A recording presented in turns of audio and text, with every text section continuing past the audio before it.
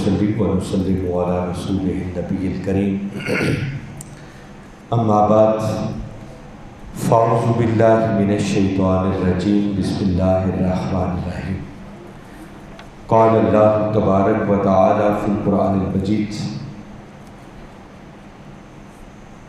اقیموا الصلاۃ و آتوا الزکاۃ صدق اللہ العظیم۔ معزز حاضرین، اللہ رب العزت کا بے پایاں فضل و احسان ہے کہ جس نے اپنی توفیق خاص اور حضور نبی اکرم صلی اللہ علیہ وآلہ وسلم کے نالین مبارک کے تصدق سے ہمیں اپنی بارگاہ میں حاضر ہونے کی توفیق عطا فرمائے۔ دعا ہے کہ اللہ رب العزت ہماری اس حاضری کو قبول فرمائے۔ الحمدللہ رمضان المبارک کا آج یہ چوتھا جمعۃ المبارک ہے اور غالب امکان ہے کہ اس مرتبہ ماہ رمضان کے ہمیں 5 جمعے نصیب ہو جائیں گے۔ آئندہ جمعہ بھی مجھے امید ہے کہ رمضان المبارک میں آئے گا۔ خوش نصیبی کی بات ہے۔ اور پھر رمضان المبارک کا آخری اشرا شروع ہو چکا ہے اور آپ میں سے اکثر احباب کے تو یقیناً علم میں ہوگا کہ یہ اشرا اعتکاف منہاج القرآن کے اندر جو ایک شہر اعتکاف بستا ہے، جہاں ہزارہا کی تعداد میں مرد و خواتین 10 دن کے لیے اللہ کے در پہ سائل بن کر بیٹھے ہوئے، اور حضور قدوۃ الاولیاء سیدنا طاہر علاء الدین القادری الگیلانی البغدادی رضی اللہ تعالیٰ عنہ کے سائے میں ان کے دامن رحمت میں بیٹھے، اور پھر ہر روز وقت کے مجدد حضور شیخ الاسلام پروفیسر ڈاکٹر محمد طاہر القادری مدد اللہ العلی آپ کی ایمان افروز قرآن اور احادیث پر مشتمل گفتگو۔ تو کیا کہنے ہیں، نور علی نور۔ آپ احباب سے بھی ریکویسٹ کروں گا کہ شام کے اوقات میں رات 1 بجے تقریباً قبلہ حضور کا خطاب شروع ہوگا، تو اس کے لیے ضرور وقت نکالیں اور ان نشستوں میں حاضر ہوا کریں کہ ہمارے سنورنے کا بہت سارا سامان میسر۔ آج کی جمعۃ المبارک کی اس نشست میں نے گفتگو کے عنوان کے طور پر بڑے معروف کلمات تلاوت کرنے کا شرف حاصل کیا ہے، اور ان کی ایک سب سے بڑی وجہ اور سبب یہ ہے کہ ماہ رمضان المبارک کا تعارف جیسے میں نے پہلے 2 نشستوں میں کروایا ہے کہ اللہ رب العزت نے ایک تو اس مہینے کا تعارف اس نسبت سے کروایا کہ شہر رمضان الذی انزل فیہ القرآن، کہ رمضان وہ مہینہ ہے جس مہینے کے اندر قرآن نازل کیا گیا، تو قرآن کے نزول کے ساتھ جوڑ کر اللہ رب العزت نے اس مہینے کا تعارف کروایا۔ اور دوسرا فرمایا فمن شاہد منکم الشہر فلیصمہ، پس تم میں سے جو کوئی بھی اس مہینے کو پائے تو اسے چاہیے کہ اس مہینے کے روزے رکھے۔ تو اس مہینے کے روزوں کو اللہ رب العزت نے ہمارے اوپر فرض کرا دیا، جیسے اس سے پیچھے ایک آیت میں فرما دیا یا ایھا الذین آمنوا کتب علیکم الصیام کما کتب علی الذین من قبلکم لعلکم تتقون، کہ اے ایمان والو تم پر روزے فرض کر دیے گئے ہیں جس طرح کہ تم سے پہلے لوگوں پر فرض کیے گئے تھے۔ کیوں؟ لعلکم تتقون، تاکہ تم متقی بن جاؤ، پرہیزگار بن جاؤ۔ اور اس پر بھی میں نے پوری جمعۃ المبارک کی ایک نشست صرف تقوی کی اہمیت، اس کی فضیلت پر گفتگو کی تھی۔ یہ موضوع انشاءاللہ رمضان کے بعد بھی ہمارا جاری رہے گا، مگر آج میں نے مناسب سمجھا کہ اس ماہ رمضان کے اندر ایک اہم ترین عبادت جس کو ہم ادا کرتے ہیں وہ زکوٰۃ اور صدقات کی شکل میں ہے، اور رمضان کے اندر روزے کے مقصد کا بھی اگر جائزہ لیا جائے تو روزہ ہمیں کیسے دیکھنا چاہتا ہے، اور روزے کے ذریعے اللہ رب العزت ہمارے اندر کیا جذبہ پیدا کرنا چاہ رہے ہیں، وہ تاجدار کائنات صلی اللہ علیہ وسلم کے اس فرمان مبارک سے اندازہ ہو سکتا ہے کہ میرے آقا صلی اللہ علیہ وسلم نے فرمایا کہ اس مہینے کے اندر جو کوئی کسی دوسرے کا روزہ افطار کروائے تو فرمایا افطار کروانے والے کو بھی اتنا ہی اجر اور ثواب ملے گا جتنا کہ روزہ رکھنے والے کو ملے گا۔ ایک شخص سارا دن بھوکا اور پیاسا رہا اور دوسرے نے صرف اتنا کیا کہ بس اس کا روزہ افطار کروا دیا، تو باری تعالیٰ فرما رہے ہیں کہ افطار کروانے والے کو بھی اتنا ہی اجر اور ثواب ملے گا جتنا کہ روزہ رکھنے والے کو ملے گا۔ اس کا ہرگز یہ معنی نہیں ہے کہ پھر خود روزہ رکھنے کی ضرورت ہی نہیں ہے، ہر روز کسی کو بس روزہ افطار کروا دیا، نہیں، وہ فرض ادا نہیں ہو سکتا آپ کا۔ فرض کی ادائیگی تبھی ہوگی جب آپ خود روزہ رکھیں گے۔ وہ اجر اور ثواب کے حوالے سے بتایا کہ صرف افطار کروانے پر بھی اتنا اجر اور ثواب، جس پر صحابہ کرام رضوان اللہ علیہم اجمعین نے پلٹ کر عرض کی کہ آقا ہم میں سے ہر کسی کے پاس تو اتنی استطاعت نہیں ہے کہ دوسروں کو پیٹ بھر کے کھانا کھلائیں اور پھر ان کا روزہ افطار کروائیں۔ تو میرے آقا صلی اللہ علیہ وسلم نے فرمایا کہ میرے غلاموں یہ اجر پیٹ بھر کے کھانا کھلا کر روزہ افطار کروانے پر ہی نہیں ہے، بلکہ جس نے خالی ایک کھجور سے، پانی کے ایک گھونٹ سے یا دودھ کی ایک سپ سے بھی کسی کا روزہ افطار کروا دیا تو اللہ اس کو بھی اتنا ہی اجر عطا کرے گا جتنا کہ روزہ رکھنے والے کو ملے۔ تو سوال یہ ہے کہ اس فرمان سے میرے آقا صلی اللہ علیہ وسلم ہمیں کس بات پر انکریج کرنا چاہ رہے ہیں، سمجھانا کیا مقصود ہے؟ مجھے ایک ہی بات سمجھ میں آتی ہے کہ تاجدار کائنات صلی اللہ علیہ وسلم ہمیں اس بات کی طرف متوجہ کرنا چاہ رہے ہیں کہ بندے اگر مہینے بھر کے روزے رکھ کر بھی تیرے اندر جذبہ ایثار پیدا نہ ہوا، جذبہ قربانی پیدا نہ ہوا، تو نے اپنا حق دوسروں پر قربان کرنا نہ سیکھا اور اپنے سکھ کو دوسروں کے دکھ پر قربان کرنا نہ سیکھا، تو مہینے بھر کے روزے رکھ کر بھی تو نے کچھ نہیں پایا ہے۔ روزہ در حقیقت اس بات کی طرف بندے کو موٹیویٹ کرتا ہے، جب بندہ سارا دن بھوکا اور پیاسا رہتا ہے نا تو اسے اندازہ ہوتا ہے کہ جن کو کھانے کو نہیں ملتا ان پر کیا بیتتی ہوگی، جن کو پینے کو نہیں ملتا ان پر کیا بیتتی ہوگی۔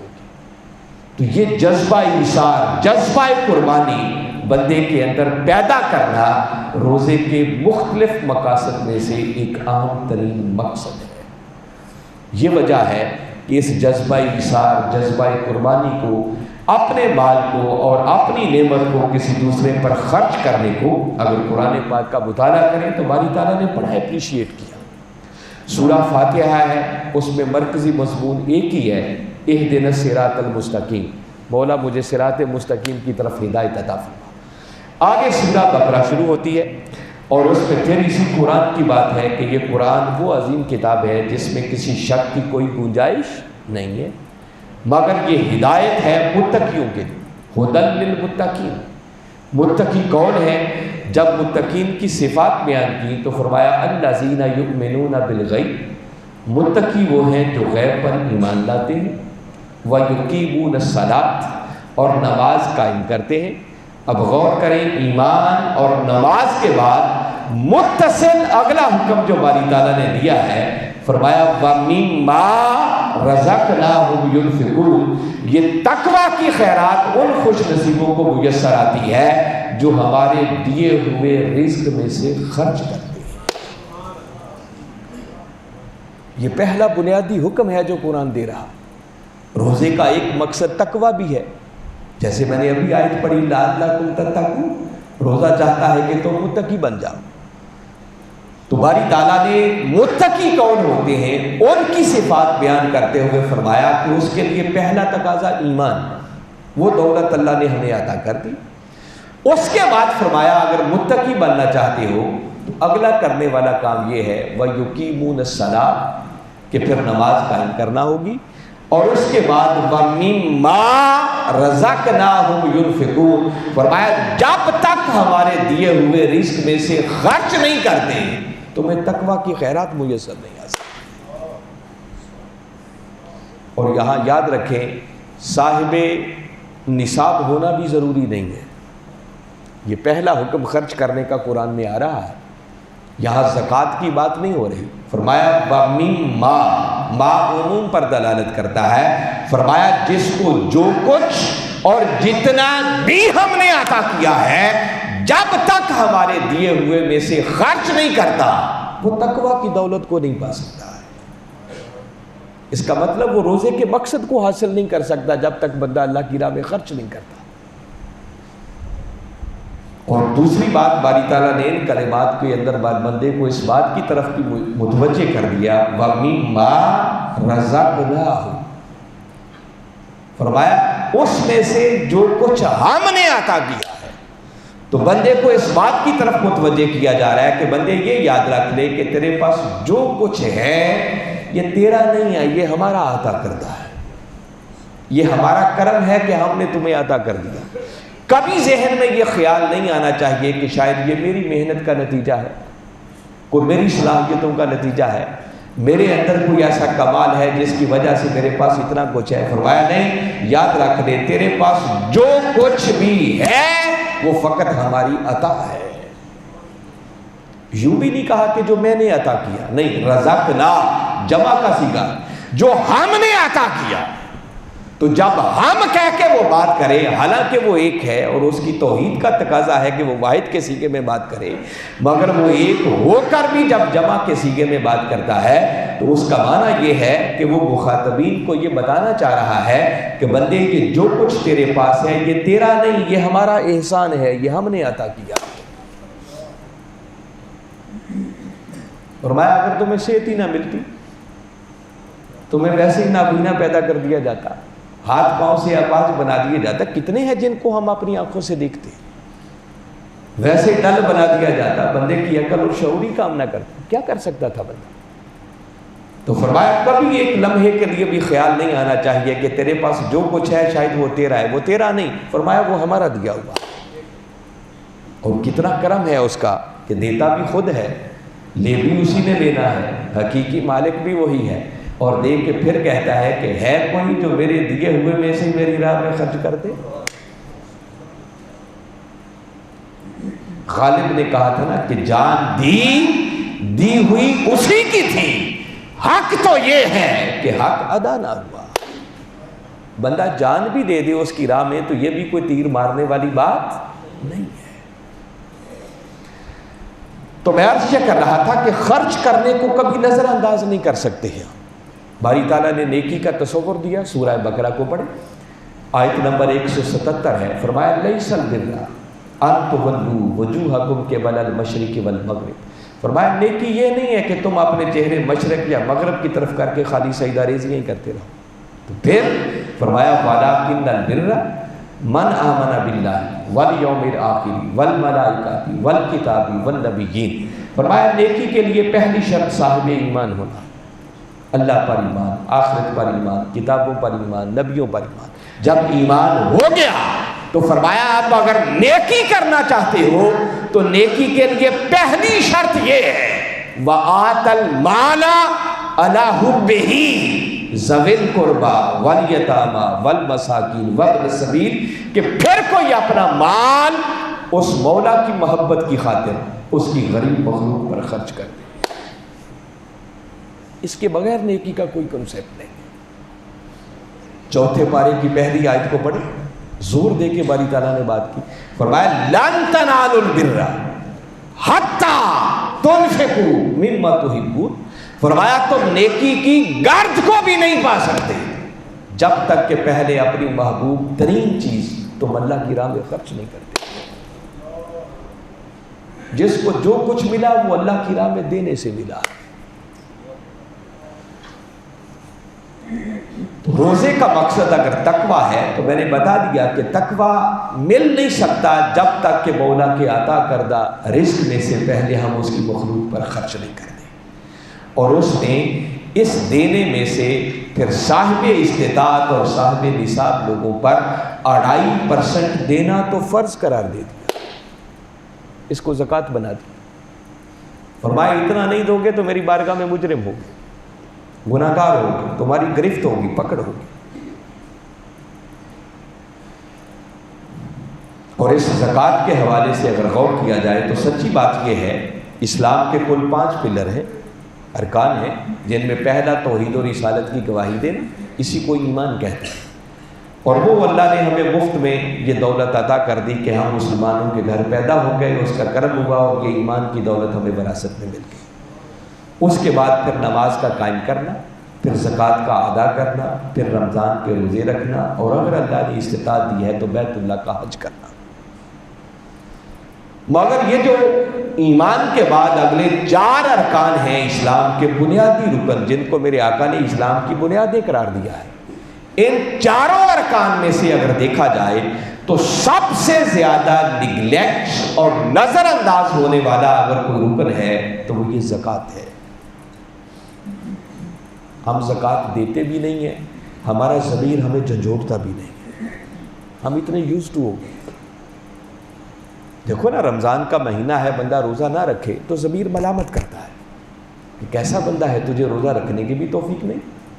مگر غور کریں، ہم سارے اپنے اپنے گریبانوں میں جھانک کر دیکھیں کہ ہم میں سے کتنے ہیں جو باقاعدگی کے ساتھ زکوٰۃ دیتے ہیں۔ ہم زکوٰۃ دیتے بھی نہیں ہیں، اور میں کہتا ہوں کہ اندر سے ضمیر ہمیں جھنجھوڑتا بھی نہیں ہے، ہم یوز ٹو ہو گئے ہیں بالکل اس میں۔ حالانکہ زکوٰۃ کا ادا کرنا بھی اتنا ہی ضروری ہے جتنا کہ نماز کا قائم کرنا ضروری ہے، اس میں رتی برابر بھی فرق نہیں ہے۔ زکوٰۃ کا ادا کرنا بھی اتنا ہی ضروری ہے جتنا کہ رمضان کا روزہ رکھنا ضروری ہے۔ ہم روزے کا اہتمام کرتے ہیں، یہ خوش نصیبی ہے کہ اللہ ہمیں یہ توفیق دے دیتا ہے، مگر زکوٰۃ کی ادائیگی کی طرف ہم متوجہ نہیں ہوتے۔ اکثر مقامات قرآن پاک پہ آپ پڑھیں گے، باری تعالیٰ نے جہاں نماز کا ذکر کیا، ساتھ جوڑ کر اللہ نے زکوٰۃ کا ذکر کیا۔ فرمایا اقیموا الصلاۃ وآتوا الزکاۃ، نماز قائم کرو اور زکوٰۃ ادا کیا کرو، جوڑ کے دونوں چیزوں کو بیان کیا، جس کی ایک حکمت حضرت عبداللہ ابن عباس رضی اللہ تعالیٰ عنہ نے بیان کی۔ فرمایا کہ یہ جو باری تعالیٰ نے نماز اور زکوٰۃ کا اکٹھا ذکر کیا ہے، اس کی بہت ساری حکمتوں میں سے ایک حکمت یہ ہے کہ باری تعالیٰ اکٹھا ذکر کر کے بتانا چاہ رہے ہیں کہ لوگوں، یہ نماز اور زکوٰۃ ایک پیکج ہے جو الگ الگ قبول نہیں ہو سکتا۔ یہ چیزیں قبول ہوں گی تو اکٹھی ہوں گی۔ کوئی بندہ نمازیں پڑھ لے اور کہے زکوٰۃ نہ دوں تو میری نمازیں قبول ہو جائیں، فرمایا نمازیں بھی رد ہو جائیں۔ اللہ نمازیں بھی اس خوش نصیب کی قبول کرے گا جو ساتھ ساتھ اپنے مال کی زکوٰۃ ادا کرے گا۔ اگر کوئی شخص نمازیں پڑھے، تراویح پڑھے، تہجد پڑھے، باقی نفلی نمازیں بھی پڑھے، مگر زکوٰۃ ادا نہ کرے تو اللہ اس کی پڑھی جانے والی نمازوں کو بھی اس کے منہ پر دے مارتا ہے، میں لے جاؤ اپنی نمازیں۔ یہ اکٹھا بیان کرنے کی ایک حکمت ہے جو حضرت عبداللہ ابن عباس رضی اللہ تعالیٰ۔ دیکھو نا، رمضان کے اندر ہم کتنی محنت کرتے ہیں، تردد کرتے ہیں، 20 رکعت تراویح پڑھتے ہیں، گھنٹہ، 1.5 گھنٹہ، 2 گھنٹے لگ جاتے ہیں، پھر نمازوں میں بھی باقاعدگی آ جاتی ہے، لوگ نفلی نمازیں بھی پڑھ لیتے ہیں۔ اگر چاہتے ہیں کہ یہ ٹوٹی پھوٹی عبادات ہماری اللہ کی بارگاہ میں قبول ہو جائے تو پھر ہمیں زکوٰۃ کی ادائیگی کی طرف متوجہ ہونا، ورنہ سارا کچھ کر کے بھی اس پہ پانی پھر جائے گا۔ زکوٰۃ کو اگر دیکھا جائے تو اللہ نے ہر نبی کی شریعت کے اندر کسی نہ کسی رنگ میں زکوٰۃ کو ضرور رکھا ہے۔ میں صرف زیادہ تفصیلات میں گئے بغیر 2 پیغمبروں کی بات کرتا ہوں۔ حضرت اسماعیل علیہ السلام کا ذکر باری تعالیٰ نے سورہ مریم میں کیا، فرمایا وَكَانَ يَأْمُرُ أَهْلَهُ بِالصَّلَاةِ وَالزَّكَاةِ، کہ اسماعیل علیہ السلام اپنے اہل خانہ کو، اپنے گھر والوں کو نماز قائم کرنے کا اور زکوٰۃ ادا کرنے کا حکم دیا کرتے تھے۔ اس کا مطلب زکوٰۃ کی ادائیگی ان کی شریعت میں بھی موجود تھی۔ حضرت عیسیٰ علیہ السلام جب آغوش مادر میں بولے، یہودیوں نے اعتراض کیا تھا نا کہ مریم شادی نہیں ہوئی، یہ بچہ کہاں سے آ گیا؟ تو مریم علیہ السلام نے خود کچھ نہیں کہا، فَأَشَارَتْ إِلَيْهِ، بس انہوں نے بچے کی طرف اشارہ کر دیا، مجھ سے نہ پوچھو، اس آنے والے سے پوچھو کہاں سے آیا۔ قَالُوا كَيْفَ نُكَلِّمُ مَنْ كَانَ فِي الْمَهْدِ صَبِيًّا، یہودی کہنے لگے کہ مریم مذاق کر رہی ہے، یہ 3 دن کا بچہ بول کے کیا جواب دے گا؟ بس اتنی بات ہونے کی دیر تھی کہ عیسیٰ علیہ السلام آغوش مادر میں بول پڑے، اور باری تعالیٰ نے ان کے اس جملے کو ہمیشہ کے لیے قرآن میں محفوظ کر رکھا۔ اور عیسیٰ علیہ السلام فرما رہے ہیں قال انی عبد اللہ آتانی الکتاب وجعلنی نبیّا، فرماتے ہیں کہ خبردار میری ماں کی چادر عصمت پر اعتراض نہ کرو، میں اللہ کا بندہ ہوں، اس نے مجھے کتاب بھی دی ہے اور مجھے بھی نبی بھی بنا کر بھیجا ہے۔ وجعلنی مبارکا اینما کنت، اور میں جہاں کہیں بھی رہوں اللہ نے مجھے باعث برکت والا بنا کر بھیجا ہے۔ وَأَوْصَانِي بِالصَّلَاةِ وَالزَّكَاةِ مَا دُمْتُ حَيًّا، اور اللہ نے مجھے حکم دیا ہے کہ جب تک میں زندہ رہوں نماز بھی قائم کیا کروں اور زکوٰۃ بھی ادا کیا کروں۔ زکوٰۃ کی ادائیگی کا کنسیپٹ وہاں بھی موجود ہے۔ تو میں بتا رہا ہوں، اس سے اندازہ کر سکتے ہیں کہ زکوٰۃ کتنی ضروری ہے کہ اللہ نے ہر نبی کی شریعت کے اندر بھی اس کو موجود رکھا۔ مگر اسلام وہ پہلا دین ہے کہ جس نے اس کو باقاعدہ ایک رکن کے طور پر متعارف کروایا، ایک عظیم الشان عبادت کے طور پر انٹروڈیوس کروایا، اور ایک منظم، منضبط اور پورے انسٹیٹیوشن اور ادارے کے طور پر اس زکوٰۃ کو متعارف کروایا۔ یہ کام صرف اسلام نے کیا۔ زکوٰۃ کا کنسیپٹ موجود تھا، مگر جو اہمیت اسلام نے اس کو دی ہے، تاجدار کائنات صلی اللہ علیہ وسلم کی شریعت میں ہے، شاید اس طرح کی اہمیت دیگر شریعتوں میں موجود نہیں۔ اتنی اہمیت ہونے کے باوجود بھی اگر غور کیا جائے تو جیسے میں نے پہلے ایک جملہ بولا کہ اسلام کے ارکان میں سے سب سے زیادہ نگلیکٹ اور نظر انداز ہونے والا اگر رکن ہے تو وہ یہی زکوٰۃ ہے۔ میں نے اس پر بڑا غور کیا کہ ہم زکوٰۃ کیوں نہیں دیتے، اس کی وجہ کیا ہے، اس رکن کی ادائیگی میں اتنی سستی اور غفلت کیا ہے۔ جہالت، علم نہ ہونا وہ ایک الگ بات ہے، جیسے ہم باقی اللہ کے فرائض سے تہی دامن اپناتے ہیں، پہلو تہی کر جاتے ہیں، یہی حال ہمارا زکوٰۃ کے ساتھ بھی ہے۔ مگر ان بہت ساری وجوہات میں سے ایک اہم ترین وجہ جو مجھے سمجھ میں آتی ہے، ہم زکوٰۃ اس لیے نہیں دیتے کہ ہمارے اندر کا ایک ڈر اور خوف نہیں نکلتا کہ اگر میں نے اپنے مال کی زکوٰۃ دے دی تو میرا مال کم ہو جائے گا، میں اپنی ضرورتیں کہاں سے پوری کروں گا، میرا اپنا نظام کیسے چلے گا۔ یہ جو اندر کا ڈر اور خوف ہے وہ ہمیں اس زکوٰۃ کی ادائیگی کی طرف متوجہ نہیں ہونے دیتا، اس فریضے کو ادا کرنے کی طرف نہیں آنے دیتا۔ حالانکہ حاضرین مکرم، اس بات کو اپنے من کی تختیوں پر لکھ لیں، جو بات میں کہہ رہا ہوں کہ اللہ اور اس کے رسول صلی اللہ علیہ وسلم کے فرامین کی بیس پر کہہ رہا ہوں۔ زکوٰۃ دینے سے، صدقہ کرنے سے، خیرات کرنے سے کسی کا مال کم نہیں ہوتا، بلکہ اس کا مال پہلے سے بھی بڑھ جاتا ہے۔ بس اس کو اپنے من کے اندر اتارنے کی ضرورت ہے۔ اس بات میں لطف کی بات آپ کو بتاتا ہوں، زکوٰۃ کے لفظ پر اگر غور کریں نا تو اس کا جو لغوی معنی ہے، مختلف معنی میں سے ایک معنی اس کا ہے بڑھنا، نشو و نما کا معنی، نمو کا معنی اس کے اندر پایا جاتا ہے۔ اور زکوٰۃ کو زکوٰۃ کہتے ہی اس لیے ہیں کہ یہ بقیہ مال کے بڑھنے کا سبب بن جاتی ہے۔ اس کو زکوٰۃ کہنے کی ایک حکمت یہ ہے، اور ہم اس لیے نہیں دیتے کہ ہمارا مال کم ہو جائے گا۔ یہ صرف کمی ہے ہمارے ایمان میں، ہمارے یقین میں۔ کوئی کہے کہ علامہ صاحب خالی آپ کی بات کیسے مان لیں؟ دیکھیے، آپ کے اس ایمان اور یقین کو پکا کرنے کے لیے میرے پاس اللہ کے قرآن سے اور رسول کے فرمان سے بڑھ کر کوئی اور سورس نہیں ہے۔ جو اللہ کی راہ میں دیتا ہے، اللہ اس کو کتنا عطا کرتا ہے وہ آپ میں بتاتا ہوں۔ سورہ روم قرآن پاک کا 30واں سورہ ہے، اور اس کی آیت نمبر 39 کو کبھی پڑھیں۔ باری تعالیٰ نے ارشاد فرمایا وَمَا آتَيْتُم مِّن زَكَاةٍ تُرِيدُونَ وَجْهَ اللَّهِ،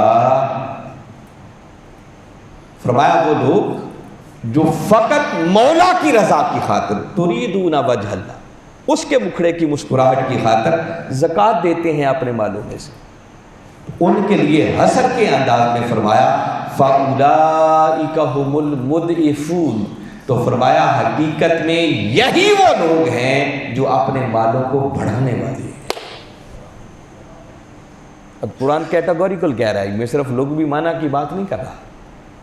ما آتیتم من زکات، فرمایا تم اپنے مال کی زکات میں سے جو دیتے ہو، اور دیتے اس نیت سے ہو کہ مولا خوش ہو جائے، اس کی رضا کی خاطر، کسی پر احسان کرنے کے لیے نہیں، ریاکاری کے لیے نہیں، دکھاوے کے لیے نہیں، تو فرمایا جب کوئی مولا کی رضا کی خاطر اپنے مال میں سے زکات دیتا ہے تو فرمایا یہ جو زکات دینے والے ہیں، تاکید بھی ہے اور حصر بھی ہے، فَأُولَٰئِکَ، پس یہی وہ لوگ ہیں، ان کے علاوہ اور کوئی نہیں۔ قرآن یہ کہنا چاہ رہا ہے کیا؟ ہم المضعفون، جو حقیقت میں اپنے مالوں کو بڑھانے والے ہیں۔ جس نے زکات دی سمجھو اس نے اپنے مال کو بڑھا لیا۔ اسی مضمون کو کبھی پڑھنا ہو، یہ تو میں نے اسپیسیفک زکات کا لفظ قرآن نے جہاں استعمال کیا ہے وہ مقام میں نے آپ کو پڑھ کے سنایا۔ اس سے بڑھ کر آپ کبھی سورہ بقرہ کو پڑھیں، وہاں تو بڑی تفصیل کے ساتھ ہے، باری تعالیٰ نے ایک کتنی خوبصورت مثال دے کے اسی بات کو سمجھایا، اور اس سے بڑھ کر وہ مولا ہمیں کیا نیچے اتر کے سمجھا سکتا ہے۔ اس نے مثال دی، فرمایا مثل الذین ينفقون اموالهم فی سبیل اللہ کمثل حبۃ،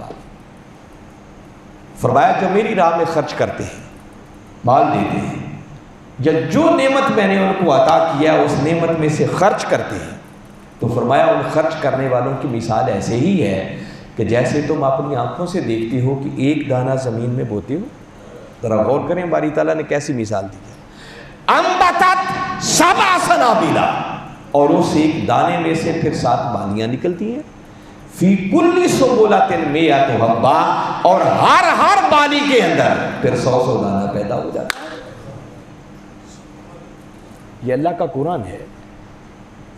باری تعالیٰ مثال دے کے سمجھاتے ہیں کہ یہ جو تیرے دل کے اندر ڈر ہے، خوف ہے کہ میں نے دے دیا تو مال کم ہو جائے گا، فرمایا کم نہیں ہوگا، میں خدا اعلان کر رہا ہوں کہ جیسے تم اپنی آنکھوں سے دیکھتے ہو کہ ایک دانہ زمین میں بوتے ہو اور میں ایک دانے میں سے 700 دانے پیدا کرتا ہوں، فرمایا اسی طرح جو میری راہ میں خرچ کرتا ہے اس کے دیے ہوئے کو 700 گنا بڑھا کے اسے واپس پلٹا دیتا۔ اب پھر بھی ہمارے اندر کا ڈر نہ نکلے تو اس سے بڑی بد نصیبی کیا ہوگی؟ اس کا مطلب کہ اللہ کی باتوں پر ہمارا یقین نہیں رہا، اور اس نے مثال کتنی خوبصورت دی ہے جو ہم اپنی آنکھوں سے دیکھتے ہیں۔ اور یہاں اس نے بات اینڈ نہیں کی کہ بس 700 گنا پر بات ختم کر دی، بلکہ آگے فرمایا واللہ یضاعف لمن یشاء، فرمایا 700 گنا تو کیا، اگر میں کرم کرنے پہ آ جاؤں تو اسے بھی پھر کئی بار ملٹیپلائی کر دیتا، کئی گنا اور بڑھا دیتا۔ واللہ واسع علیم، بندہ حیران ہو کے پوچھتا ہے مولا کیسے کا جواب دینے میں کمی تو اس نے پہلے ہی کوئی نہیں چھوڑی، مگر پھر بھی ہماری سیٹسفیکشن کے لیے فرمایا واللہ واسع علیم، کیسے کا پوچھنے والے جانتا نہیں ہے میں اللہ بڑی وسعتوں والا ہوں، میرے خزانوں میں کوئی کمی نہیں ہے۔ پھر بھی ہمارے اندر کا ڈر نہ جائے تو بندہ کیا کر سکتا ہے؟ اس نے باقاعدہ ان ساری چیزوں کو ڈسکس کیا جو کچھ بندے کے ساتھ بیتتا ہے۔ آپ کبھی غور کریں، اللہ سے بڑھ کر تو بندے کی کمزوریوں سے کوئی واقف نہیں ہے نا، اسے معلوم ہے کہ جب یہ دینے لگتا ہے تو اس بندے کے ساتھ ہوتا کیا ہے۔ آپ نے زندگی میں کبھی نہ کبھی ایسا دیکھا ہوگا، بندے کے ساتھ ایسا ہوتا ہے، کبھی مسجد میں جائیں، علامہ صاحب خطاب کریں بھئی مسجد زیر تعمیر ہے، کچھ تھوڑا سا آپ بھی دے دیں، تو ہو سکتا ہے ان کی موٹیویشنل سپیچ سن کر کوئی بندہ تیار ہو جائے کہ چلو آج 10,000 میں بھی دے جاتا۔ ادھر آپ دینے کا خیال کرتے ہیں، ادھر شیطان آپ کے دل میں 1000 وسوسے ڈال دیتا۔ ابھی آپ نے ارادہ کیا ہے، دینے کے لیے اٹھے نہیں ہیں، 100 ضرورتیں آپ کو یاد دلا دے گا۔ اچھا 10,000 دے رہا ہے، بچوں کی فیس بھی آنے والی ہے، بجلی کا بل بھی دینا ہے، آگے عید بھی آنی ہے، بچی کی شادی بھی کرنی ہے، مکان بھی بننے والا، وہ کئی وسوسے آپ کے دل میں، اور ابھی آپ دینے کے لیے اٹھتے نہیں ہیں، وہ آپ کے ارادے کو بدل کے رکھ دیتا۔ وہ جس نے 10,000 کا ارادہ کیا تھا کچھ بعید نہیں وہ فیصلہ کر لے چلو آج 5 ہی دے جاتا، اور اس پر بھی وہ باز نہیں آتا۔ یہ میں بتاتا ہوں، یہ قرآن کے اندر باری تعالیٰ نے لکھا ہے جو میں باتیں کر رہا ہوں۔ ابھی آپ نے اٹھنا ہے، جیب سے پیسے نکالنے ہیں کہ 2 صفیں کراس کر کے جا کے مولانا صاحب کو پکڑانے ہوں گے، تب تک وہ اپنا کام دکھا چکا ہوتا ہے۔ اور اتنے کے بندے کے دل کے اندر خیالات اور وسوسے سے ڈالتا ہے کہ جس نے 10,000 کا ارادہ کیا تھا کچھ بعید نہیں، جب پکڑانے لگے تو 500 پر ہی اکتفا کر کے واپس آ گئے۔ کئی بار ہمارے ارادے بنتے ہیں، کئی بار ارادے ٹوٹتے ہیں، ہمارا بلڈ پریشر ہائی ہونا شروع ہو جاتا ہے، نبض ہماری تیز ہو جاتی ہے، دل کی دھڑکن بڑھ جاتی ہے۔ اب سنیں باری تعالیٰ نے اس کو قرآن میں کیسے بیان کیا۔ یہ سورہ بقرہ ہے میرے سامنے۔ فرمایا الشیطان یعدکم الفقر، فرمایا جب تم دینے لگتے ہو نا تو شیطان تمہارے دلوں میں وسوسے پیدا کرتا ہے کہ بندے دے دیا تو خود فقیر ہو جائے گا، خود کہاں سے کھائے گا، اپنی ضرورتیں کہاں سے پوری کرے گا۔ وَیَأْمُرُکُم بِالْفَحْشَاء، مگر اگر بے حیائی کی بات آ جائے تو تمہیں انکریج کرتا ہے بندے خرچ کر، بڑا نام پیدا ہو جائے گا۔ اب غور کریں، فضول کاموں پر لوگ کروڑوں روپیہ خرچ کر دیتے ہیں، اور زکوٰۃ دینے کی باری آئے تو جیسے موت پڑتی ہے، وہ زکوٰۃ 2.5% بھی دینے کے لیے تیار نہیں۔ مولا بات تو درست ہے، شیطان کرتا تو ایسے ہی ہے۔ پھر اس کا حل کیا ہے؟ اب سنیں، آگے قرآن ہے، باری تعالیٰ نے ساتھ ہی آگے فرمایا جہاں شیطان یہ کرتا ہے نا، اب میرے بندو سنو، واللہ یعدکم مغفرۃ منہ، ایک طرف شیطان تمہارے دلوں میں یہ وسوسے ڈالتا ہے، اور دوسری طرف میں رحمان تم سے یہ وعدہ کرتا ہوں، واللہ یعدکم، اللہ تم سے وعدہ کرتا ہے، مغفرۃ منہ، کہ میری راہ میں دے کر دیکھو، پہلا کرم یہ کروں گا کہ تمہارے گناہوں کو بخش دوں گا، تمہیں بخشش کا پروانہ عطا کر دیا جائے گا۔ مولا خالی گناہوں کو بخشے گا، وہ جو ہمارا مادی مسئلہ ہے، جو شیطان کہتا ہے کہ پیسے کم ہو جائیں گے، خود کیا کرو گے، اس کا حل کیا ہوگا؟ تو قربان جائیں، کتنا خوبصورت لفظ ہے جو قرآن نے استعمال کیا۔ فرمایا واللہ یعدکم مغفرۃ منہ، اللہ تمہارے گناہوں کو بھی بخش دے گا، اور آگے فرمایا وفضلا، بندے میری راہ میں دے کر دیکھ، میں خدا وعدہ کرتا ہوں کہ تیرے اوپر اپنے فضل کے دروازے کھول دوں گا۔ اور مجھے بتائیں، جس خوش نصیب پر اللہ اپنے فضل کے دروازے کھول دے، اسے کوئی کمی رہ سکتی ہے؟ بس ہمارا ایمان کمزور ہے، ہم زندگی میں اللہ کے وعدوں کو ایکسپیرینس نہیں کرتے۔ حالانکہ اللہ خود کہتا ہے کہ مجھ سے بڑھ کر وعدے کا پورا کرنے والا کوئی نہیں ہے۔ کاش کبھی مولا کے وعدوں کو بھی زندگی میں ہم ایکسپیرینس کریں، دیکھیں مولا کیسے وعدوں کو پورا کرتا ہے۔ میں آپ کو ایک اتنی ایمان افروز قرآن کی آیت سنا رہا ہوں، یہ کلمات تو آپ نے کئی بار سنے ہوں گے، مگر آج اس اینگل سے بھی سنیں۔ باری تعالیٰ نے بات کی، فرمایا من ذا الذی یقرض اللہ قرضا حسنا، کوئی ہے جو اللہ کو قرض حسنا دے دے؟ اب اللہ ہے کسی کے قرض کا محتاج؟ معاذ اللہ کو ایسا سوچے، بندے کا ایمان ہی چلا جائے گا کہ اللہ ہمارا محتاج ہے۔ وہ تو پہلے بتا رہا ہے، بندے جو کچھ بھی تیرے پاس ہے وہ تیرا نہیں ہے میرا عطا کرتا، بالآخر لے بھی میں نے لینا، حقیقی مالک بھی میں ہی ہوں، مگر یہ اس کا کرم ہے کہ خود دے کر پھر بندے سے کہتا ہے کہ کوئی ہے جو میرے دیے ہوئے میں سے مجھے دے دے۔ اور مجھے دینے کا مطلب یہ نہیں کہ اللہ خود لینا چاہتا ہے، وہ کہتا ہے میرے غریب بندوں پر خرچ کرو، میرے احکامات کے مطابق خرچ کرو، یہ مجھے دینا ہے۔ اچھا، دلچسپ بات جو میں بتانا چاہ رہا ہوں، اتنی باتیں تو آپ نے سنی ہیں مگر اگلے کلمات بڑے قابل غور ہیں۔ اچھا مولا تو قرض لیتا کیوں ہے؟ حاجت مند تو کوئی نہیں ہے، یہ تو ہمارا ایمان ہے، تو پھر قرض کی ضرورت تمہیں کہاں پڑ دی ہے؟ وہ کہتا ہے میں حاجت مند نہیں ہوں، قرض اس لیے مانگتا ہوں کہ اس میں بھی بھلا تمہارا مقصود ہے۔ مولا وہ کیا؟ اب اگلے قرآن کے کلمات ہیں، آگے اس نے فرمایا فَيُضَاعِفَهُ لَهُ اضعافاً کثیرا، فرمایا جو مجھے قرض حسنہ دے گا، میں خدا وعدہ کرتا ہوں کہ اس کے دیے ہوئے قرض کو کثیر مرتبہ ملٹی پلائی کر کے اسے واپس لوٹا دوں گا۔ فَيُضَاعِفَهُ لَهُ، اس بندے کے لیے اس کے دیے ہوئے قرض کو یضاعف، اس کا معنی ہے ملٹیپلائی کرنا، ضرب دینا۔ اضعاف کا لفظ آپ نے کبھی پڑھا ہوگا میتھمیٹکس کے اندر، انگلش میں اسے ملٹیپلز کہتے ہیں۔ اضعاف کیا ہوتے ہیں، ملٹیپلز کیا ہوتے ہیں؟ جیسے 3 کے ملٹیپلز بنائے تو 3 کے ملٹیپلز ہوں گے 3، 6، 9، 12، 15، ملٹیپلائی ہو رہا ہے۔ 2 سے ملٹیپلائی کیا 6 بن گیا، 3 سے کیا 9 بن گیا، 4 سے کیا 12 بن گیا، 5 سے کیا 15 بن گیا، 3 گنا، 4 گنا، 5 گنا، 6 گنا، یہ اضعاف ہے، یہ ملٹیپلز ہیں۔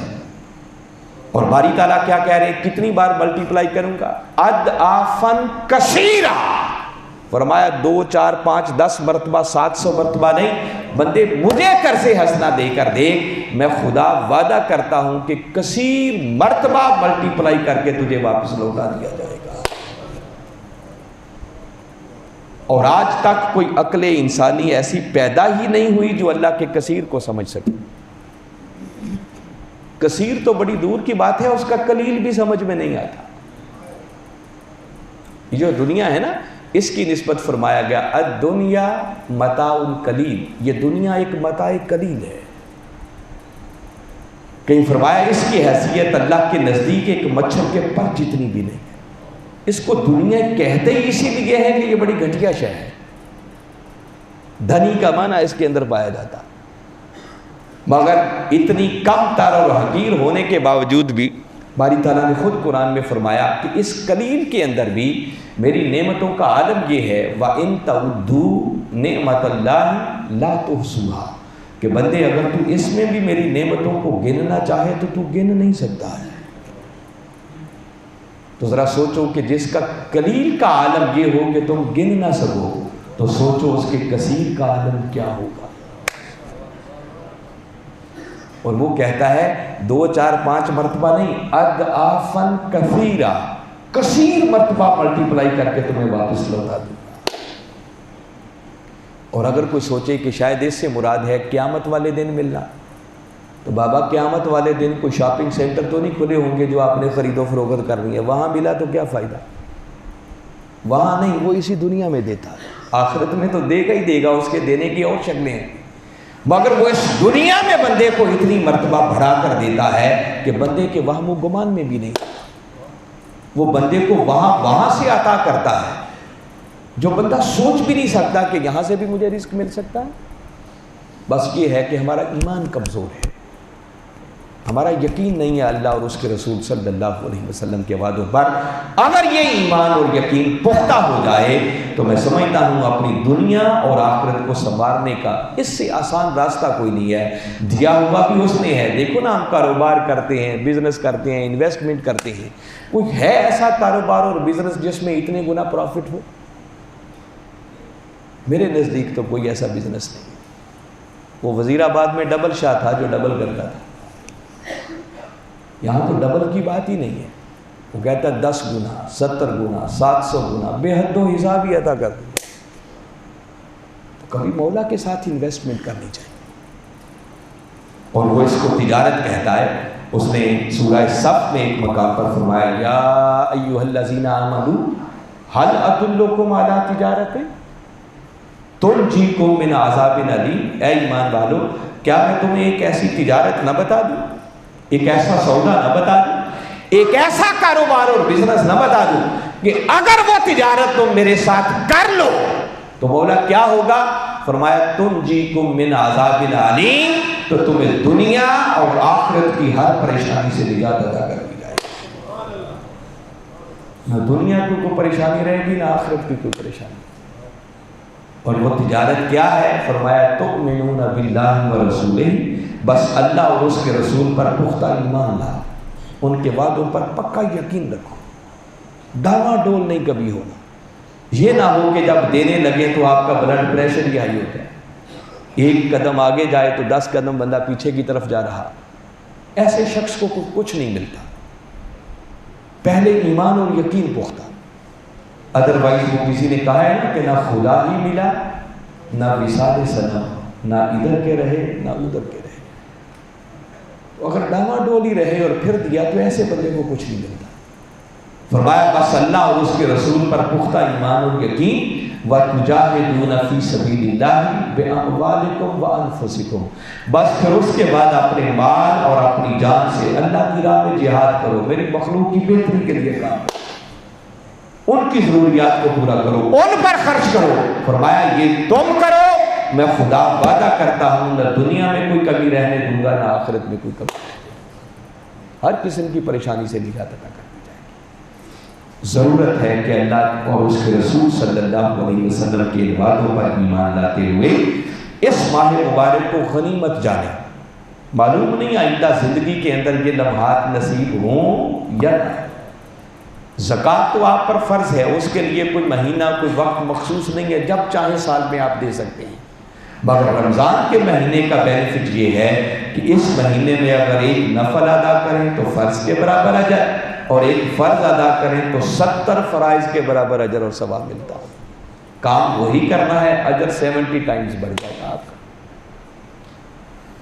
اور پھر اگر روزے کا مقصد تقویٰ ہے اور روزہ ہمارے اندر جذبہ ایثار، جذبہ قربانی پیدا کرنا چاہتا ہے، تو اگر ہم نے زکوٰۃ ادا نہ کی، فطرانہ ادا نہ کیا، صدقہ نہ کیا، خیرات نہ کیا، تو پھر کمایا تو کچھ بھی نہ، روزہ رکھ کے ہم نے کیا سیکھا؟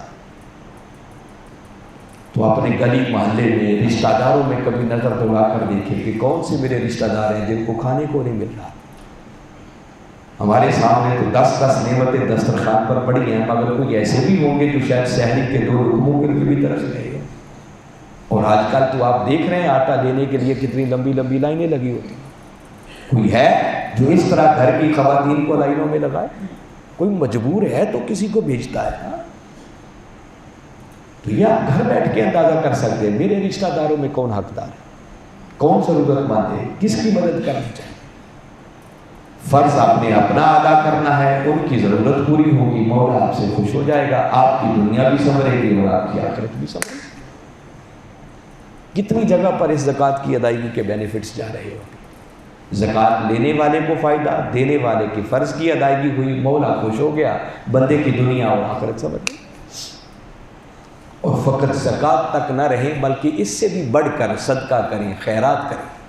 اور صدقہ اتنی بڑی چیز ہے کہ صدقہ عام چھوٹی موٹی پریشانی اور بیماری تو کیا، صدقہ موت جیسی مصیبت کو بھی ٹال دیتا ہے۔ اور ان دنوں سے بڑھ کر اور صدقہ کرنے کا موقع کون سا ہوگا؟ تو قبل اس کے کہ عید کا وقت آئے، 1 ہفتہ باقی ہے، عید سے پہلے پہلے کوشش کرو ان حاجت مندوں تک پہنچنے کی، ان رشتہ داروں تک پہنچنے کی، ان کی ضروریات کی کفالت کرو، پورا کرو، اللہ اس کے صدقے آپ کو عید کی خوشیاں عطا فرما دے۔ انہی کلمات پر اکتفا کرتے ہوئے کہ اللہ کی بارگاہ میں دعا گو ہوں کہ میں نے جو کچھ کہا باری تعالیٰ سمجھ کر ایمان لاتے ہوئے اس کے مطابق عمل کر کے اپنی دنیا و آخرت کو سنوارنے کی توفیق عطا فرمائے۔ وما علینا الا البلاغ۔